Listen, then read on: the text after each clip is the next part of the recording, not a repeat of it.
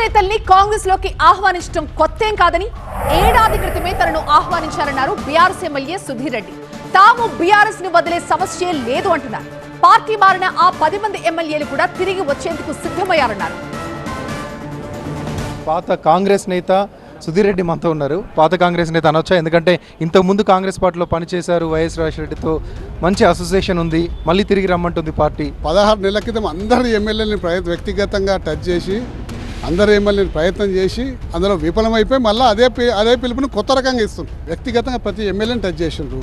కొంతమంది పోయే వాళ్ళు పోయినరు. పోయిన వాళ్ళు బాధపడుతున్న తిరిగి ఎప్పుడు రావాలని చెప్పి అడుగుతున్నారు. కేసీఆర్ గారు అనుమతిస్తే వస్తానికి సిద్ధంగా ఉన్నారు. కేసీఆర్ గారు మాత్రం అనుమతి ఇస్తలేరు. కాబట్టి మళ్ళా కొత్త ప్రయోగం ఒకటి చేసి చూద్దామన్న ఉద్దేశంతో ఇలా కొత్త నినాదాలను ఎంచుకున్నారు. అభివృద్ధి చేయకపోగా లంచగొండి రాజకీయాలు అనుకోండి వీటన్నిటిని కూడా ఎదిరిస్తానికి బీఆర్ఎస్ సైనికుడు కంకణం కట్టుకొని ఉన్నారు. మరి వాళ్ళు చేసిన వాగ్దానాల మేరకు ప్రజలకందరికీ కూడా అన్నీ కూడా అందే వరకు చివరి వరకు పోరాడతారు. ఎవరైతే 10 మంది ఎమ్మెల్యేలు వెళ్ళారో వాళ్ళు వస్తా అంటే తీసుకోవట్లేదు అంటున్నారు కదా, మీకు ఎట్లా టచ్లో ఉన్నారు? వాళ్ళు ఎవరెవరు వస్తా అంటున్నారు ఏంటి ఏమన్నట్టు?